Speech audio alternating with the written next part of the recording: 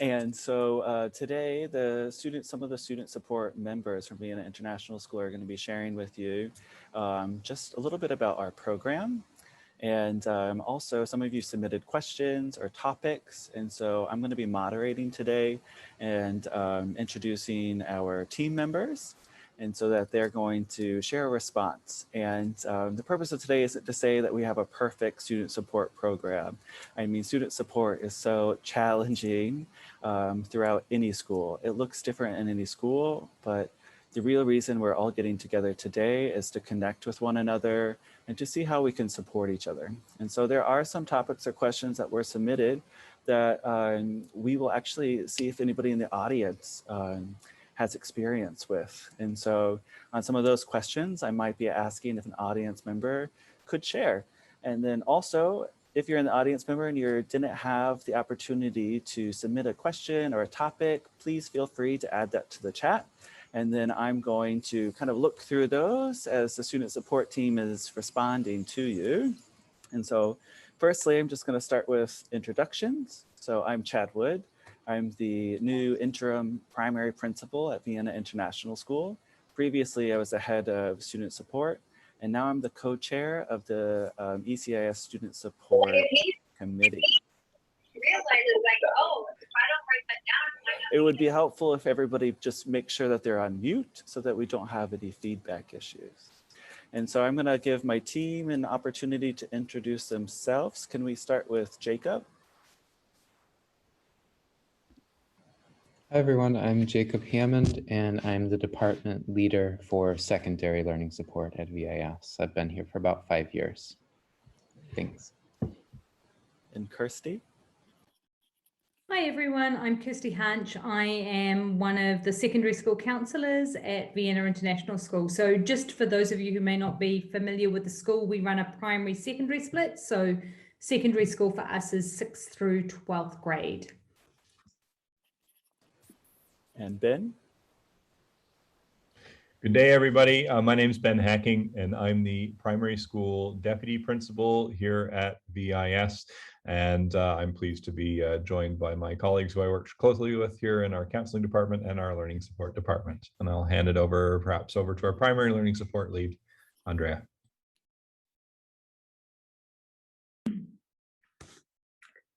Hello, my name is Andrea Griego, and this is my first year at VIS. I'm the learning support department leader for primary, and I'm joined by my colleagues, Julie and Amelia. Hi, I'm Julie Price. I have worked in the learning support department in the Vienna International School for the last 16 years. Hi, my name is Amelia, and I am working as an individual learning assistant at the moment, and I am enjoying my work here. Great, thank you. And Paco? Hello everyone, my name is Paco Vazquez and I'm one of the school counselors in primary section. And today we'll explain our services in our department. We have 2 counselors in primary section. The other counselor, Laura Stigney, couldn't come today, unfortunately, but I will be the one to explain what we are doing here. Thank you. And Laura and Arij? Hi, my name's Laura, and I'm a learning support teacher at Vienna International School, and I teach in the grade 3 and the grade 4 levels, and I've been teaching here for 3 years. Hi, my name is Arij Haddad. I'm a learning support teacher for the grade 1 students, and this is my first year as a learning support, but I've been in the VIS for the past 7 years. Okay, thank you. So these are our panelists for today. And as I said, I just thought this was a great opportunity because I know from my own perspective, I'm always wondering what are other schools doing? And so I thought this was a great idea to get us all together so we could ask questions, learn what our school is doing, and also learn from each other. And so the first kind of topic is just a description of what does learning support look like in the secondary school. And then we're going to go to counseling. And then we're going to go to primary and then primary counseling. So Jacob, can you start us off, please? Sure, thanks, Chad. So I'm just going to provide a brief outline of what we do, and I think more details will come out in the course of discussion later.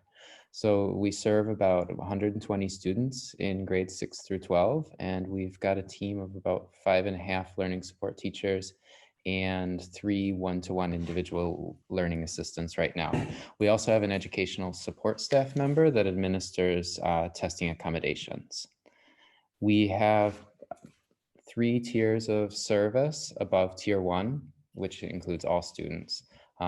Tier 1 or tier 2, so our tier 2 level of support involves an accommodations plan.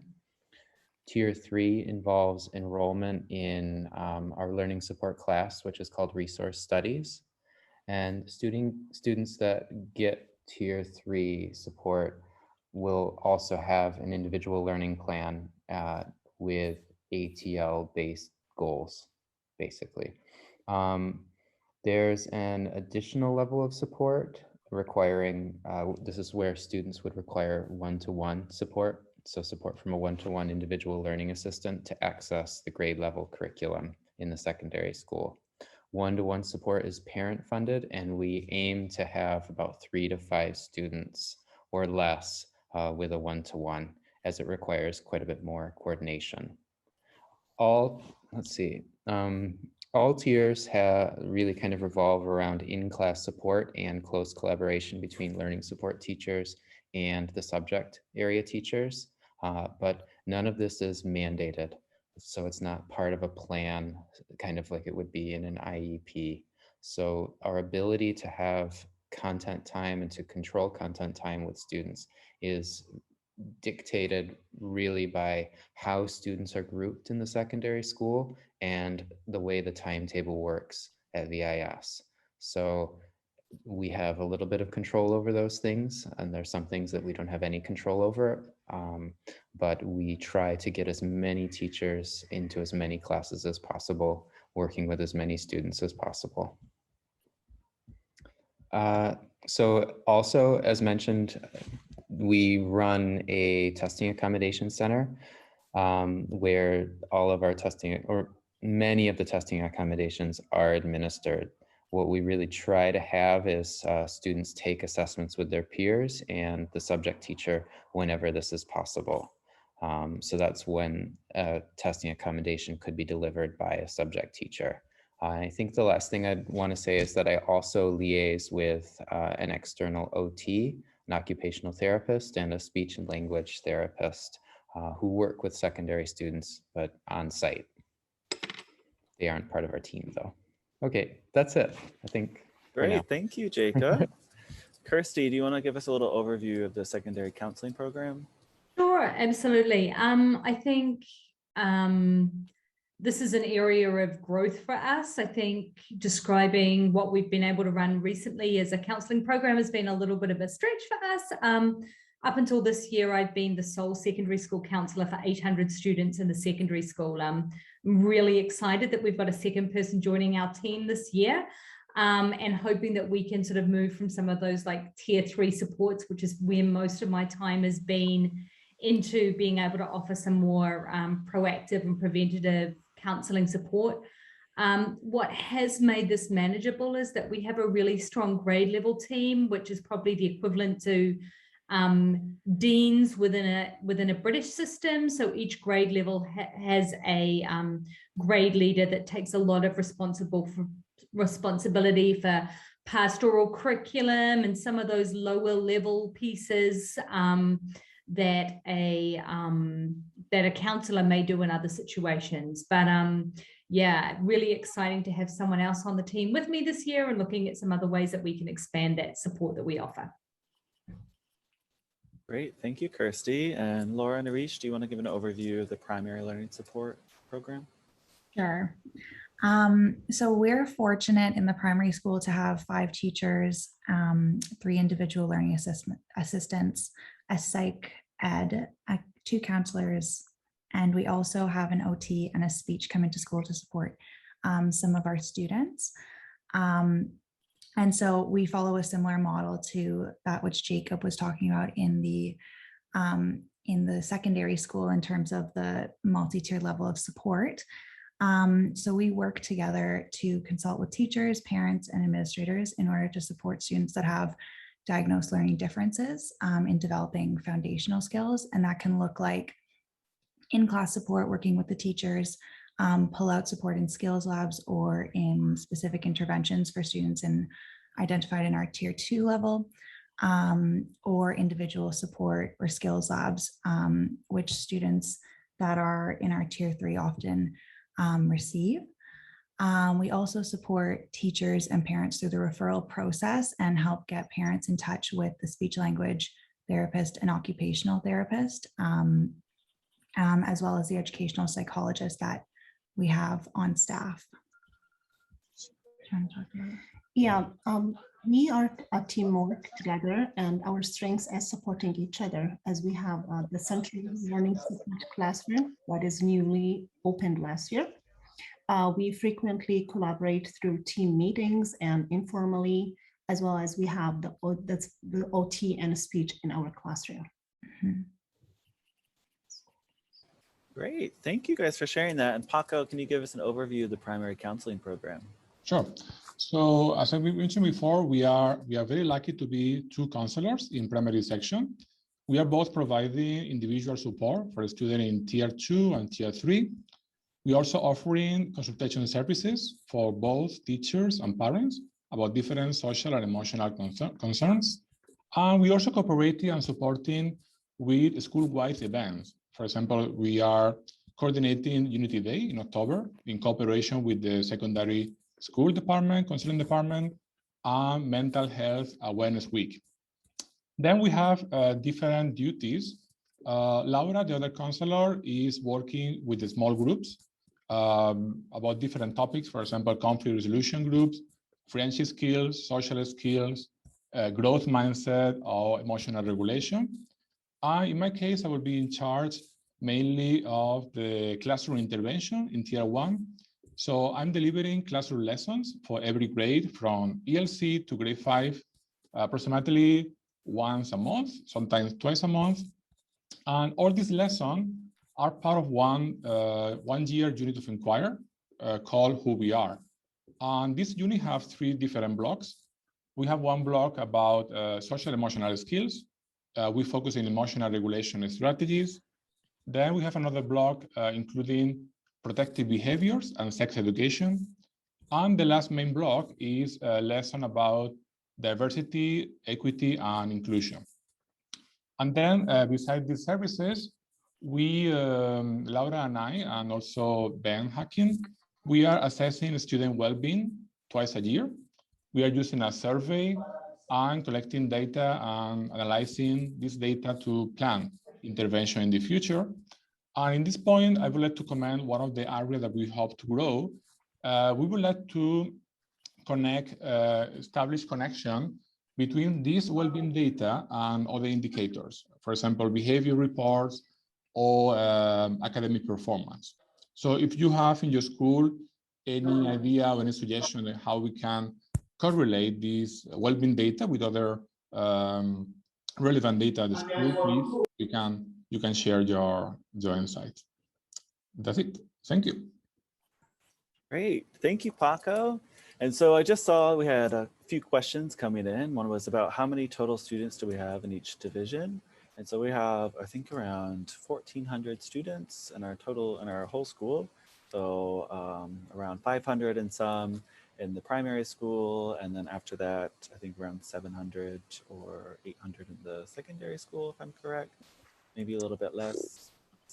And so, yeah, I was saying as you are thinking about, as you're thinking, excellent. Hi, sorry, can you just put yourself on mute, please? Is that Amy? Yes. Yeah, so as you have questions, feel free to put those into the chat. So now I'm going to get into the topics and the questions that were already submitted. And so I'm going to be looking through the chat, identifying some questions, and then once we get through our pre-scripted questions, then I'll ask some of the panelists your own questions that you put in the chat. And so the first question is about how does a referral program work at our school and in regards to learning support. And so Jacob's going to answer that on behalf of the secondary school. Thanks, Chad. So we've kept the same referral process since I joined VIS. Kirsty might be able to say more about how it's evolved over time. It begins with the subject teacher talking to the student and talking to the family, and then reaching out to the whole range of different team members that a subject teacher has. So it could be other teachers in the department, previous teachers of the student. It could learning support teacher is an important part of that. And that's a phase where they're gathering strategies, different differentiation ideas to try to exhaust the tier 1 level of supports for a student. So then if that concern persists, then the grade leader is notified, who's again that pastoral leader for each grade that Kirsty mentioned.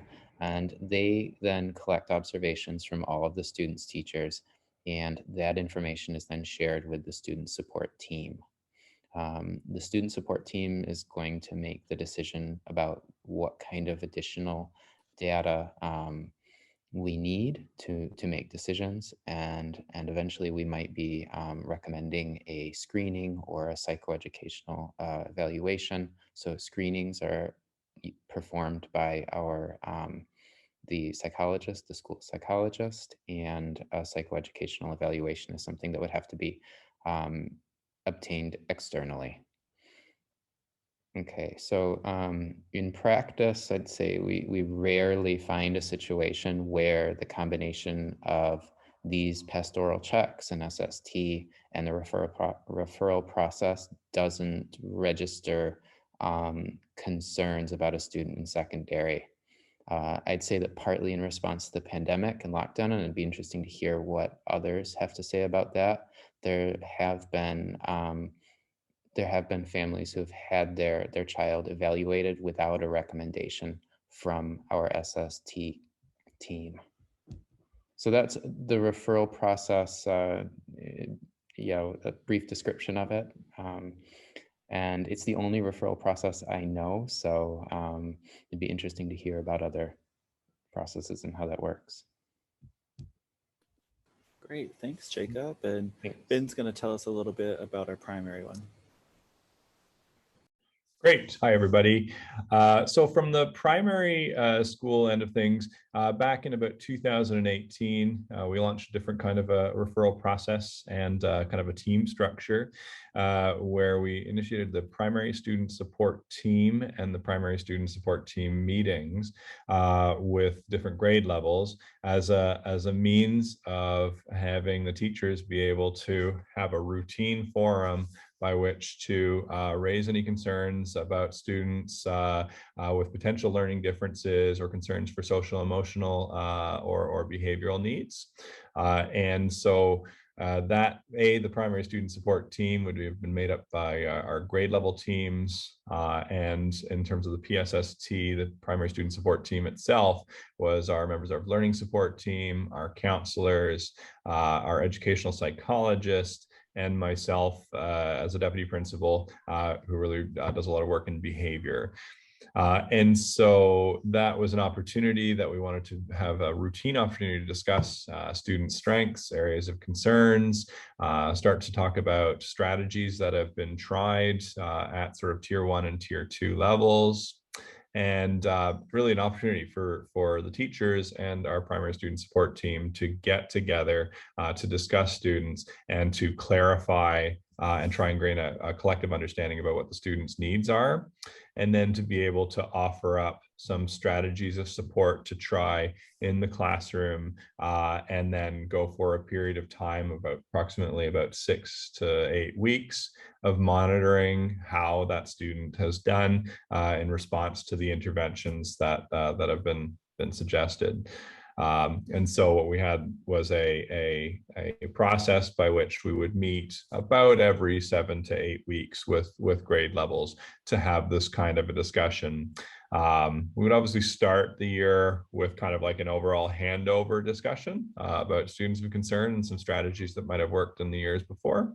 But what we wanted to do was to open up a routine forum for teachers to be able to have those discussions with our primary student support team members.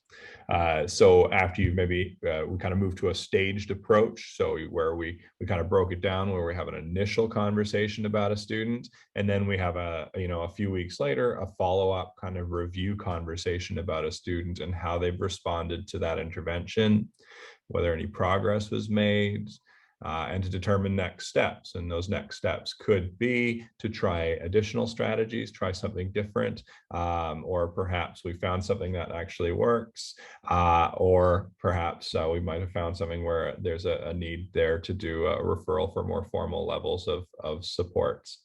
And that could be a referral for perhaps some screening. We were fortunate to have an in-house educational psychologist here who can perform some screenings, or perhaps to refer for external fuller assessments. And if we get to that stage after having tried some different strategies in class, or perhaps pull out with for some skills lab help, and the student's not responding and it looks like they require some more formalized support, and that's when we go into the process of starting to look at developing a formal ILP. Teachers at that point maybe fill out we have a student support survey form, which really helps to try and capture what the needs might be, what the strengths are, what our hopes and dreams are for that child in terms of their development. And at that point, we might have a child study team meeting, which then also pulls in some teachers, their single subject teachers around the table to also discuss what they've observed, or questions that they have, or strategies that they've tried that might go into that process of reviewing the student support's needs there, or the student's needs for support. So I think I've pretty much covered our process. Yeah. Thank you, Ben. So I was looking a little bit at some of the questions, and I saw one from Priya Shah. I believe that's how you pronounce your name. Apologies if I misspoke. We do have an educational psychologist, and as Jacob said, that's a new position at our school from the last 3 years. So it's the 4th year that we'll have an educational psychologist. And because we have a large school of 1,400 students, we made a decision to have the educational psychologist only do screening assessments, because we knew we were missing a lot of students. So in the primary school especially, we were only supporting students with identified needs. So the students that had a diagnosis that weren't on an individual learning plan. So we were only really supporting 16 students. And because we saw that we were totally missing a lot of students, we decided to move towards a response to intervention program so that we could do some preventative support. And so I know in the primary school, we went from 16 to now we have 96 students that we support. So that's around 28 students on individual learning plans. And then more students, the rest of the students are in some type of intervention group for reading, math, writing, maybe social skills. I know that growth also jumped up in the secondary school. And just because of the amount of students and the amount of referrals for screenings, that's why we made that decision to just have it as screenings. That's something we could reevaluate in the future, but right now it meets our needs. And so I was just going to ask Laura and Arij, did you have anything that you want to add to that about the referral process? No, I think Ben actually summed that up pretty cohesively. Thanks.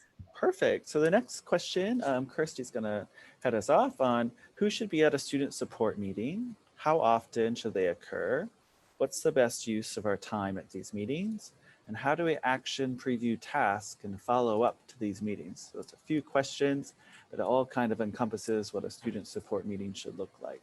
Yeah, just a few questions there. And I think some of them we probably haven't really got to the best answers to yet. So it'll be interesting to hear if other people have ideas later on. So I think Ben's already talked a little bit about what the student support team meetings might look like in the primary school. In the secondary school, we have a team that is the appropriate counselor for the grade, the learning support team leader. So Jacob is there in that role.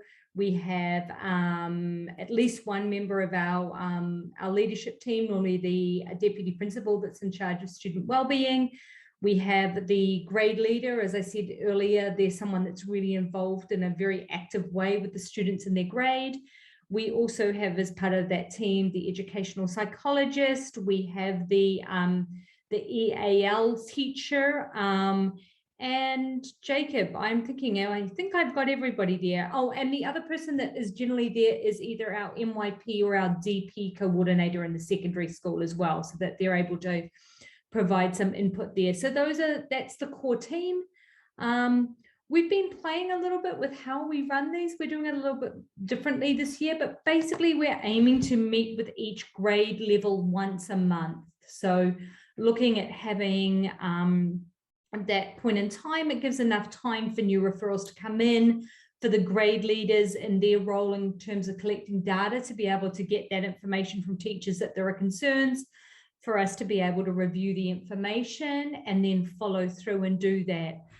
So we find that that's about the right time frame to do that. We're looking at the moment with some of our 11th and 12th graders as they're facing the challenges of the diploma program, whether we need to meet more, but maybe that's not so much the entire team meeting, but more this grade leaders and the DP coordinator, maybe myself as a counsellor. Previewing tasks, this is always a challenge. We'd always say that we'd like people to have the names that need to be discussed up 3 days before the meeting. This gives us a time to be able to do things like go back through previous information about a student. We use Open Apply for our enrollment, which is where we get the things like the confidential assessments from previous schools. Those sorts of pieces of information can be really valuable when the students are new to the school. So looking over some of those things. So in an ideal world, we know far enough in advance so that everybody comes to the meeting with the right information and the right background knowledge, so that we don't need to spend our time as a group rehashing things that we already have access to, but that it's ideally a time where we can be problem solving and looking at how do we put that next level of support in for the students. In terms of prioritizing students on the list, this is a real challenge for us. Sometimes, the time that's set aside could easily be used up just discussing one student. So we're always looking at like, how do we make sure that we don't spend so much time discussing one student that we don't get to other students that we need. Particularly if it's a student perhaps who's already in learning support and's got a lot of needs. Is this the environment that we need to have that conversation? Are we looking at new students? So this is coming through. We have talked about the possibility of putting a timer on it this year in the secondary school, that no more than a 5-minute conversation per student, and that if we need more than that, then the SST meeting is not the place to do it, that we need to be looking at having another meeting with the relevant people. We haven't tried that as yet, but we're thinking about doing it. So I think looking back at those questions, that's most of the pieces. It's a little fluid. It looks different in different grade levels, but on the whole, that's how we do SST meetings in the secondary school. Great, thank you, Kirsty. And so I saw one question about, do we charge extra fees for learning support? And so I can answer that. We do not. So we do not charge for our learning support program. However, we would charge after our kind of max capacity. So our max capacity for support for a student on individual learning plan is 5 lessons of support per week. And so that's 5 40-minute lessons per day, or like each day a student could get 40 minutes, and that is encompassed within their school fees. If a student needed more support, so let's say 2 lessons per day, then there would be a small fee per semester. We do have a pretty significant fee for students that require a one-to-one individual learning assistant. And because due to Austrian labor law, they have to be an employee of the school. And so the employer costs are pretty high. And so that can be a really difficult thing. That's something that we've really grown. If you've met Chris Parakis, she worked at Athens, the American School in Athens. And she really inspired us at our school to strengthen and broaden our shadow teacher program, which is what we call an individual learning assistant. So that's something that we really didn't have, and we didn't have going all the way through into the secondary school, but now it's something that we are supporting, and it's really encouraged us to look at different programming options for our students. And so we're still at the beginning stages with that journey, but it's been a really exciting one. So Ben, can you follow up from Kirsty and just kind of answer some of those things about our student support team meetings? Sure, absolutely. So just in terms of, I really like this first question: who should be at the student support team meetings and how often should they occur? And so we've kind of, they're kind of interdependent questions. So we've started off our PSST meetings where we had the grade level team, our learning, and then our PSST team. So our learning support members, a counselor is myself, and the educational psychologist. We'd have these two groups of people getting together, and they would meet on average about every 7 weeks. I think we'd have about 4 meetings to 5 meetings per year. And as Kirsty's kind of mentioned, she's, the secondary school has been tinkering around a bit with kind of their meeting protocols and structures and timelines and everything. And so have we since 2018. And so one of the pieces upon reflection as a PSST team and getting feedback from our grade levels and single subject teachers is that the previous iterations didn't have enough time for single subject teachers to be able to come in and join those meetings. And we do our best to kind of feed back and inform them, but the opportunities there, the grade levels and the PSST would meet at the time that the students were at the single subject teachers. And so we've been kind of thinking about ways where we can bring in the single subject teachers into that mix. And so what we've done is that, in order to kind of bring the single subject teachers in with the grade level team and the PSST team, is that we moved the time of the meetings to after school on our normal Monday meeting times. So that means in order to get more people around the table to discuss students, we actually kind of have to reduce the amount of times that we meet. So for this year, we're trialing out, fewer meetings that take place after school, but they involve, all the core stakeholders. So we're going to see how that works out. And, again, we're also learning from you. So if you have some really good ideas about how meeting formats and timelines and stuff by which you get single subject teachers around the table, we'd love to hear from you on that. We've been quite intentional about our meeting structures and thinking about how best to use our time. Knowing that our time is absolutely really limited. And that we've students with needs. I mean, we can talk about students for quite a while, but we've been really rigid in terms of our roles and our protocols. And so often we will definitely have a meeting facilitator, a timekeeper, and a minute taker. I know Kirsty was talking about, we're experimenting with a timekeeper. I know we've definitely had somebody with their iPhone on, setting it up for the 5 to 7 minutes. We do a quick look at the roster of students to discuss, and we do a quick division problem to see how many minutes that we've got. And then, we put the timer on, and it can be a little bit stilted or, abrupt, but it does help ensure that we are spreading our time across speaking about the students that we need to speak about. Like Kirsty's mentioned, we know that the PSST meeting forum isn't necessarily the place to discuss students who are already receiving more formalized supports, and there are already communication channels in place that have the time allotment needed, and the people are already kind of aware of that. So we don't necessarily discuss students there at the PSST who are already receiving formal support. And then just in terms of how do we action and preview tasks, I mean, we do have a spreadsheet kind of roster of students that we're discussing.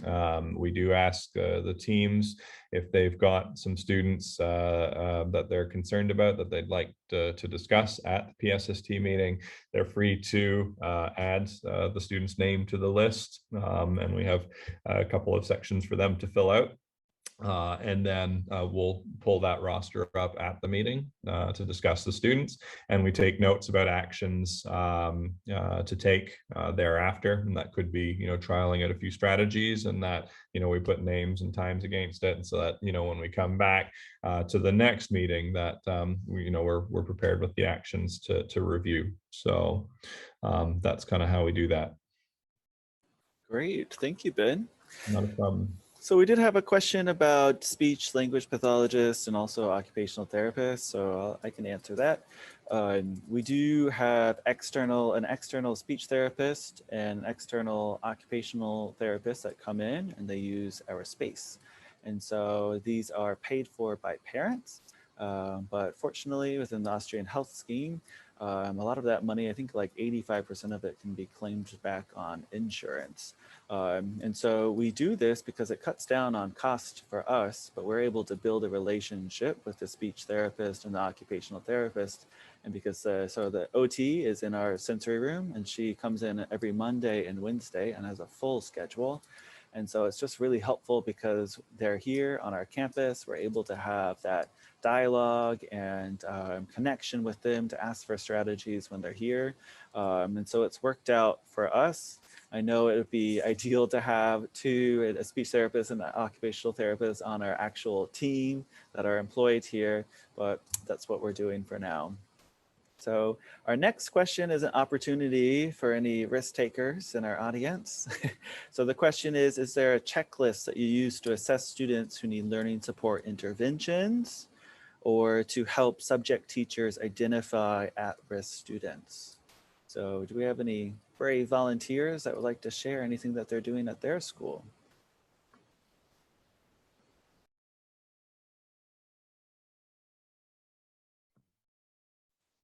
Hello, I'll share one really quickly. I just heard that my daughter is sick, so I'm gonna have to take off really quickly. It sounds like from my wife. But I had a real connection to meeting times and protocols being used. And I wanna thank you guys very much for staying strategies focused and giving me an idea as to how to do that. I'm on the other side of Vienna at the other international school in Vienna. And I would say one thing that really struck me is trying to get people around the same table. So we favored smaller groups that had fewer people, where people not being able to attend can write notes into a Google Doc, and we can edit them, link them, and try to help that tell the story, even though we're going to have fewer people in the room. So notes had become a major strategy at our school here to deal with the fact that we can't often get everyone we need in a room together. And Google Doc is a very vibrant place to help students. Thank you very much for sharing. Thank you, Jen. Anybody else want to share on that topic?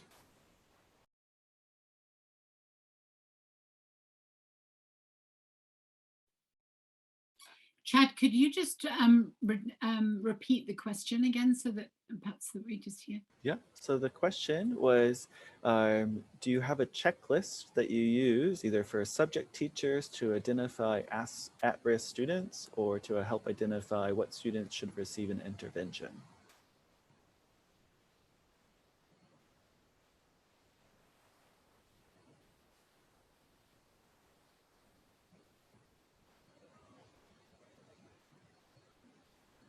And all good. I think I did my 10-second pause, so I'm just gonna keep carrying on. If you want to add into the chat later, that's also all right. I think we have a question from Amritha. Can you just elaborate a little bit on what your question was, what extra fees or the support that the school provides attract from the students? Can you help explain what you mean by that? Yes, so I just wanted to know that the support that is being given in your school, do the students have to pay any extra fees for receiving that support? Right. The students do not have to pay extra fees unless it goes over our maximum amount of support time. So our maximum amount of support time is 40 minutes per day of learning support. So that means that a learning support teacher is working with that student. If it's more than 40 minutes per day, then there would be a fee for families. If we have a student that requires an individual learning assistant, there is substantial cost for that because the family has to pay to employ an individual learning assistant. And because of the Austrian labor law, we have to have our individual learning assistants are employees of our school. So it's really a benefit for our individual learning assistants because they get all the benefits of all staff members at our school. And then we don't also have to have that fight with parents and, you know, about communication or any of the problems that you can have when learning support assistants are paid directly by parents. Sometimes there can be issues with that. Sometimes it can be really beneficial. So we are fortunate that our individual learning assistants are employees here, but the price is substantial. And so that can deter some families from coming that require that level of support. Okay, so the next question we have is, how do you determine criteria for support and accommodations? So Jacob's going to answer this one for us. All right, I got to stop typing. So let's see the question, how do you determine support criteria? And yes, so I hope I'm answering this right. The decision for a student in secondary to get learning support for us is always made in a meeting with the family and if relevant, the student as well. So I think we always find a way to share recommendations from a screening or a psychoeducational report or whatever documentation we have with subject teachers. So what I mean is sometimes a family will come with documentation or a student will have documentation, but they'll choose not to receive learning support or formal learning support from my department. So in that case, we might work through the grade leader so that some of those recommendations are shared with the subject teachers. But in most cases, they will receive learning support at one of the tier levels. So tier 2, tier 3, or of course the tier 3 with the one-to-one support.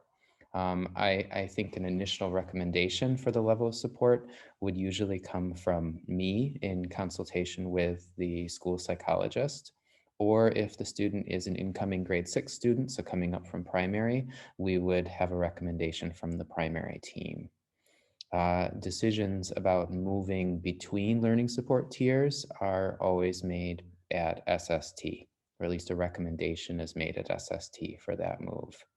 And for testing accommodations, if that's what you're asking, we try to apply the IBO guidelines for access arrangements. So at the DP level, we try to apply those through the MYP and the DP. But we do have some flexibility there around students that are transitioning into secondary or transitioning into VIS. Great, thank you, Jacob. You jumped to that one. I was already going to ask you that, so thank you. Laura and Arij, do you want to answer that from the primary side? Yes. Also, if in the primary school, if a student have an psych assessment or screeners that we have in our file from external educational psychologists or our in-school psychologists, we create an ILP outlining the necessary support and accommodation needed. OT and speech reports that are on file are also consulted, and recommendations are added to the students' daily learning program where needed as well. Mm-hmm. And for students that are in our school that are raised as needing additional support by their classroom teachers, we look at different sources of data. So the in-class assessments, math assessments, writing samples, or reading benchmark assessments.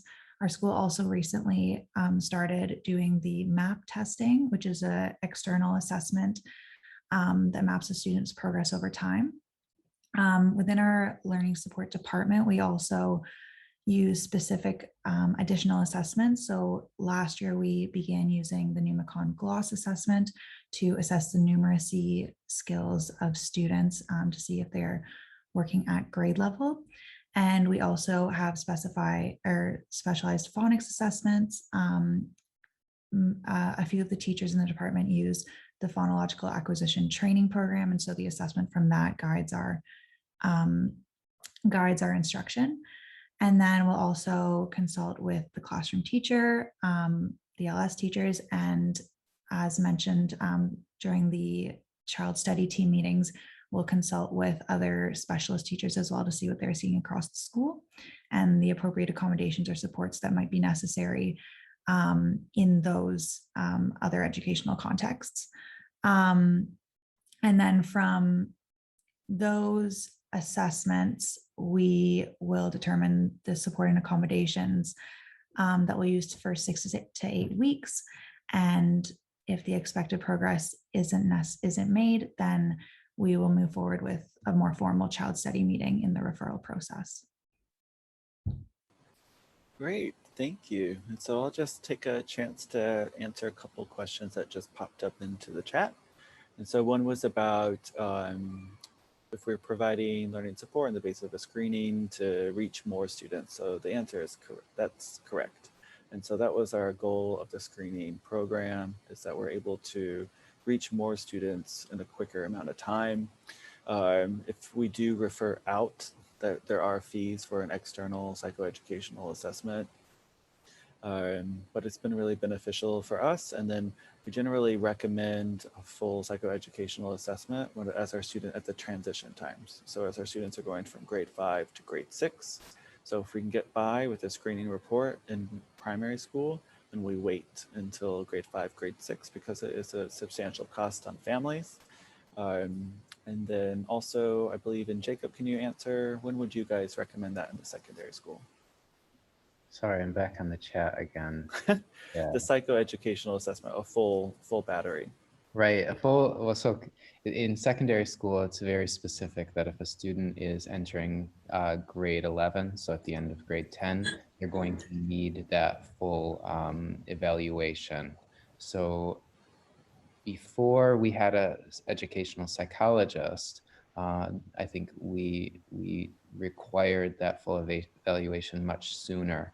Now, unless it's an admissions case where we're requesting that a family have that evaluation when they arrive at the school, so that we have that information that we need already to support the child, we often recommend a screening with our psychologist.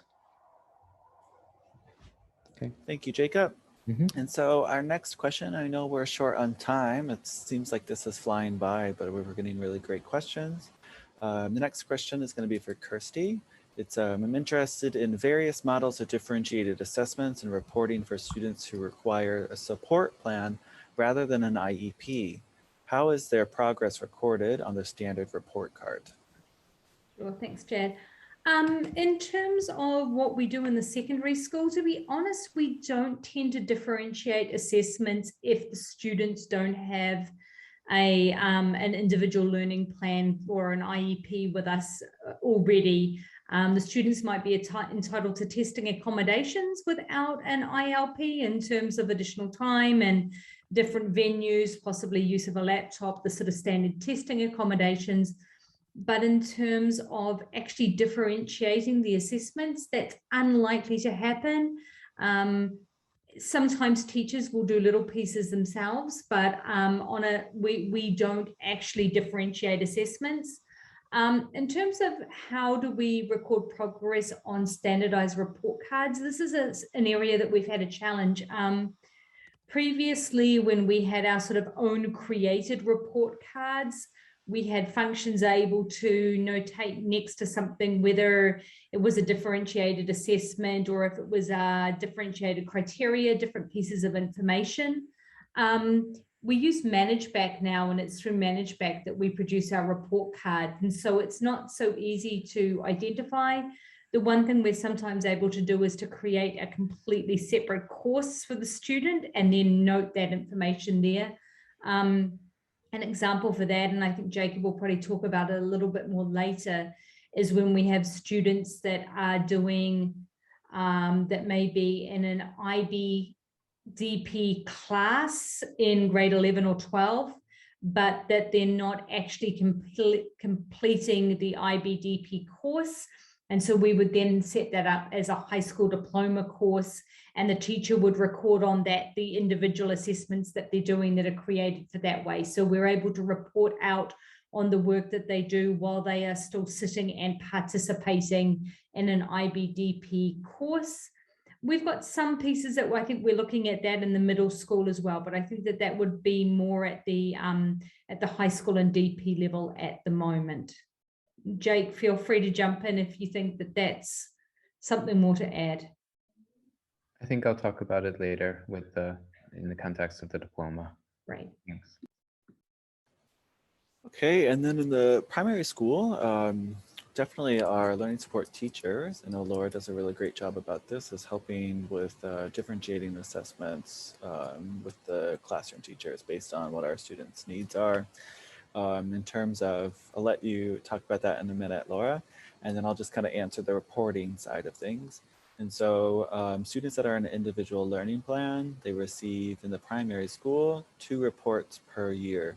And so those go home the same time that the classroom report comes. So the end of January is the end of our first semester. The class report goes home, and along with it is the individual learning plan report.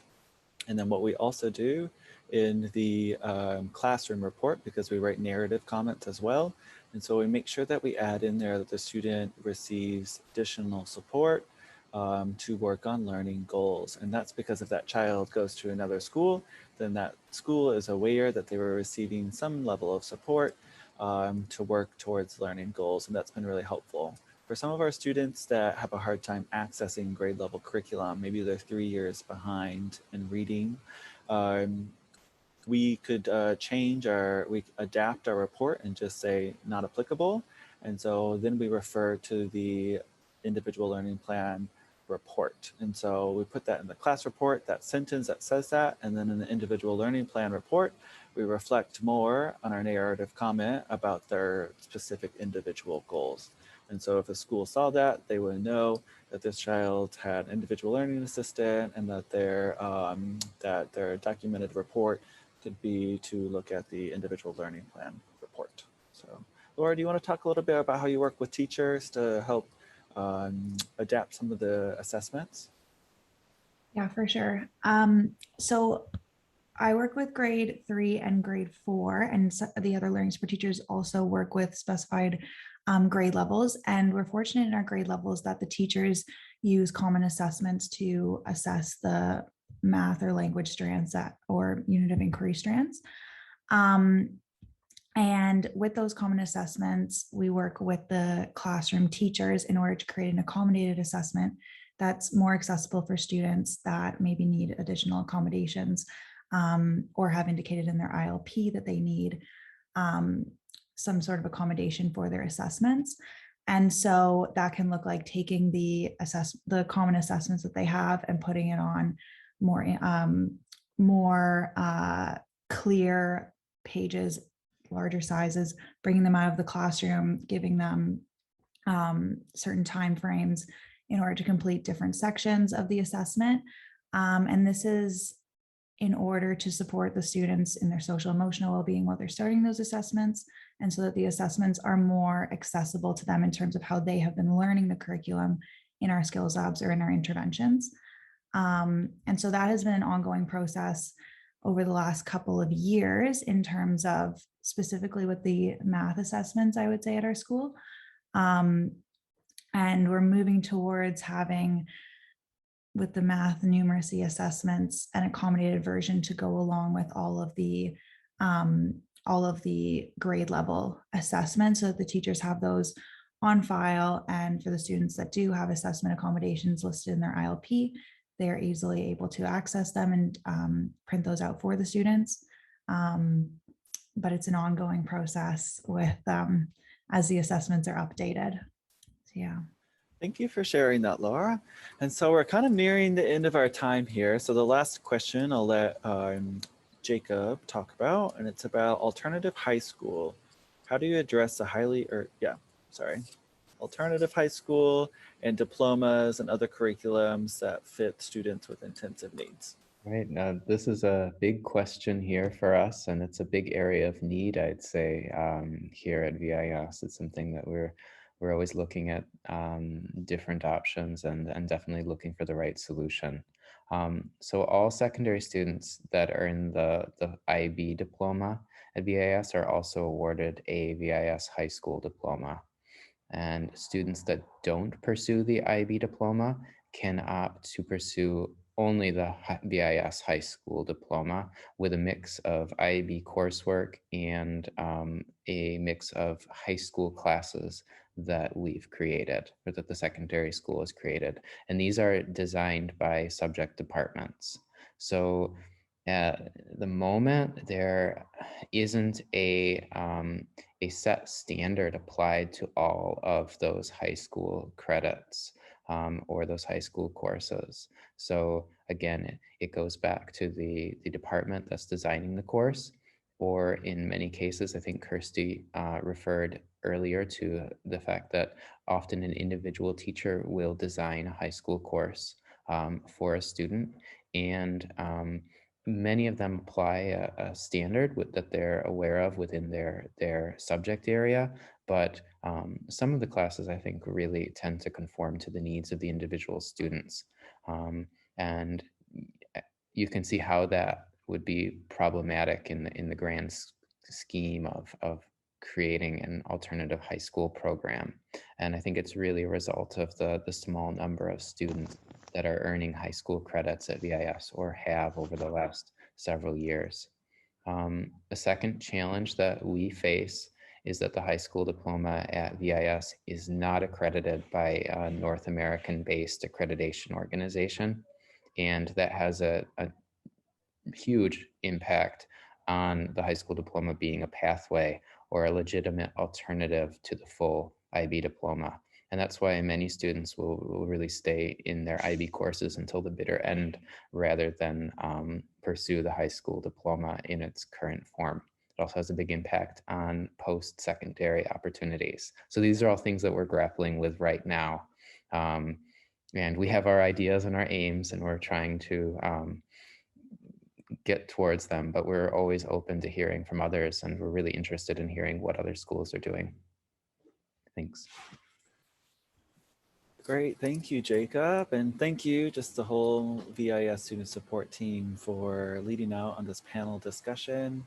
Hopefully, so this will inspire some other schools to continue having these panel discussions, because I know I always am wondering, what are other schools doing? How can I learn from other specialists and experts in our field and other international schools around the world? And so I just wanted to thank everybody for being here today. I'm really sorry if we didn't get to answer one of your questions. Hopefully we can figure out some way to connect, whether I'm going to invite Sarah from ECIS on in a minute, but whether Sarah could maybe send out my email, and then if there's any lingering questions that we can maybe respond to at a later time. But thank you again. And Sarah from ECIS, if you want to close us off. Thank you, Chad. I've just written to Chad to say what an amazing experience to have, up to 38, 39 people involved in a dialogue between schools around the world, and as a panel, fantastic. Thank you so much for your responses. I think Jacob's going to need to get a medal this evening for all of his typing into the chat. And Chad, thank you very much for hosting this with all of your colleagues. Brilliant, absolutely wonderful. I'm Sarah Kupke. I have recently joined ECIS as Head of Professional Learning, so just wanted to say hello to everybody, and looking forward to continuing working with you. This has been a really rich hour, and of course you can continue your conversation. Take a look at the website, because the SENSL SIG has put together a wonderful website on the ECIS website, so check that out. You can also put questions there. Poor old Chris will get hundreds of emails coming in, but certainly get in touch with us if you've got continued questions, and we'll keep this dialogue going. So thank you. This is really what professional learning needs to be about. Vienna, you're on the map. Absolutely fabulous. Thank you so much. Thank you, everybody.